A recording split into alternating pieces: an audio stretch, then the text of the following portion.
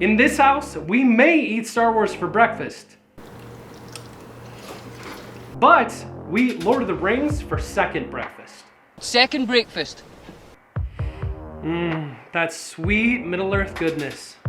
I had an idea for what I wanted to do for this month's project, and since it's reopened since the tornado took it out last summer, I dared to go to the most terrifying store of all, woodcraft.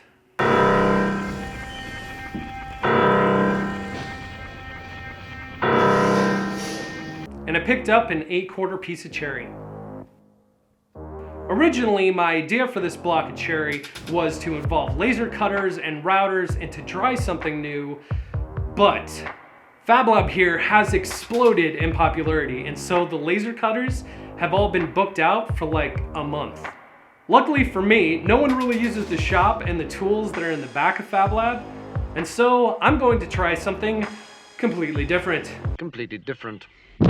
So instead of my original idea, I'm going to be making a Thror Throne. Thror Throne. Yeah. The first thing I did was to plane the board down.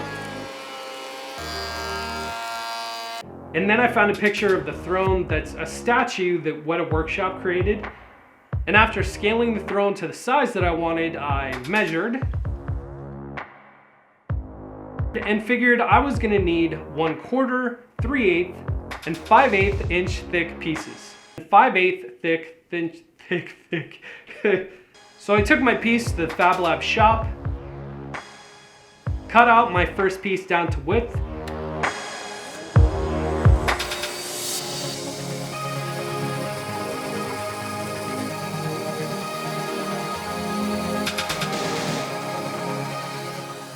and then stood the piece on its side and cut 3 1/4 inch pieces.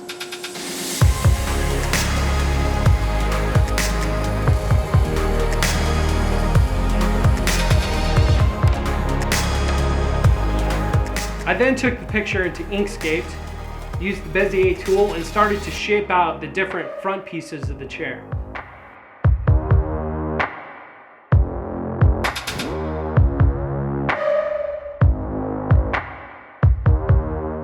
I printed the shapes out onto paper, cut them out, and then traced them onto my 1/4 inch pieces.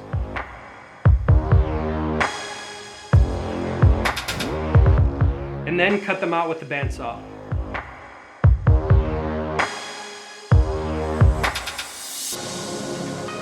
Okay, quick side note here.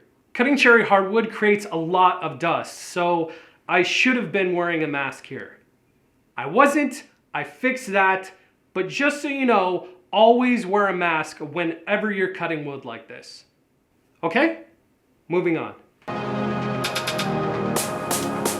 With those pieces done, I repeated that step for all the pieces of the throne until I had them all cut out.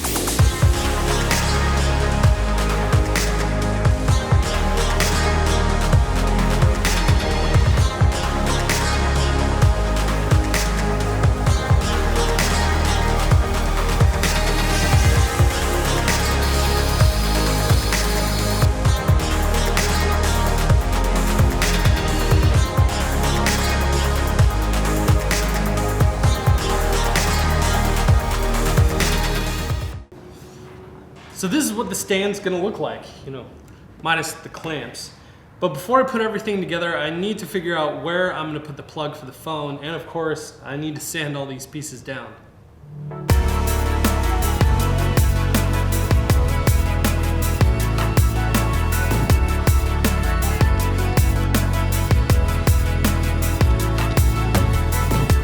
After getting them all sanded down, I started gluing and clamping the pieces together.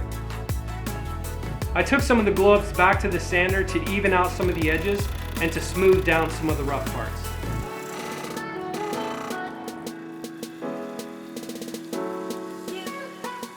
So the phone cord's gonna sit somewhere in here in the seat, but I want to be able to have the option of removing the power cord if I want to. Mainly because if I glue the cord directly into the chair and it stopped working, I'd have to break the whole chair open just to replace the cord, and I don't want to do that. So I decided to just cut this section of the base of the chair out so that I have access to it and can replace the cord if I need to.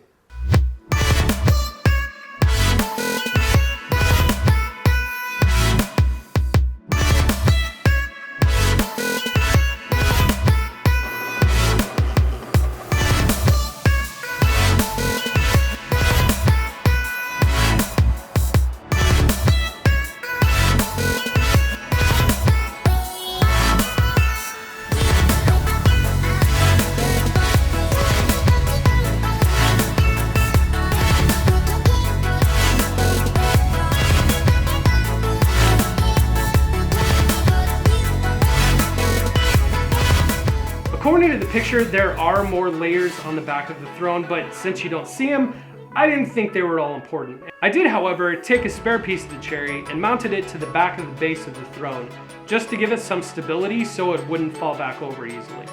This thing ended up being a lot heavier than I thought it was going to be. But now that it's almost done, I can't decide whether to stain it to keep that kind of wood grain look, or to paint it to make it look like the throne in the movie. The last part was to add those little details to the throne. I measured the pieces off of the picture, created the shapes for each piece in Inkscape, and then exported them. I also found a pretty cool picture of a dwarf statue that I took into Inkscape and created a bitmap of the statue for the seat section. Speaking of these Inkscape drawings, if you want to have access to this file with all of the throne designs and the instructions, as well as the files for the other projects that I make, consider becoming a patron. I was lucky enough to get 5 minutes on a laser cutter to be able to cut all these designs out.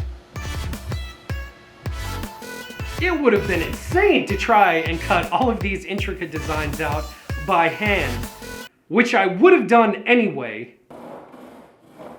But being able to jump on a laser cutter and get this stuff done made this part so much quicker.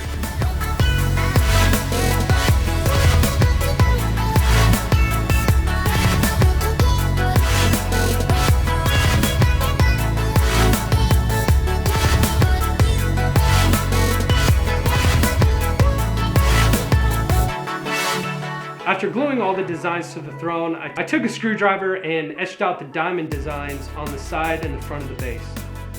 I drew out where I wanted the power cord to be, and I also figured out the angle that I would need the power cord to sit so that the phone leans back against the throne rather than just standing straight up. I marked up my piece and used a Dremel to carve out the place where the head of the power cord would sit, as well as a line for the cord itself to sit in. I then drilled a larger hole through the throne to the back. After feeding the power cord through, I snapped the front of the seat back in place, and everything looked good. Well, the last thing that I need now is an Arkenstone.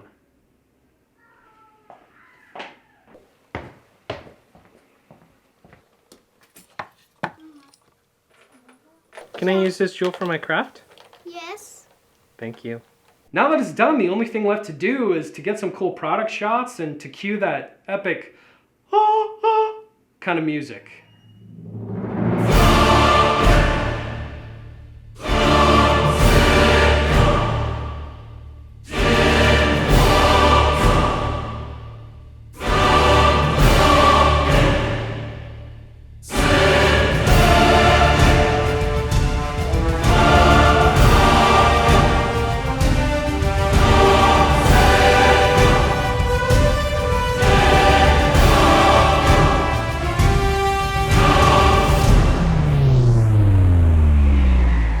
If you like this video, hit that like button. And if you want to see more projects that I'll be making in the future, be sure to subscribe. And do you know how many quarters it takes to play the Lord of the Rings pinball game? None. It only takes Tolkien's. This is ridiculous.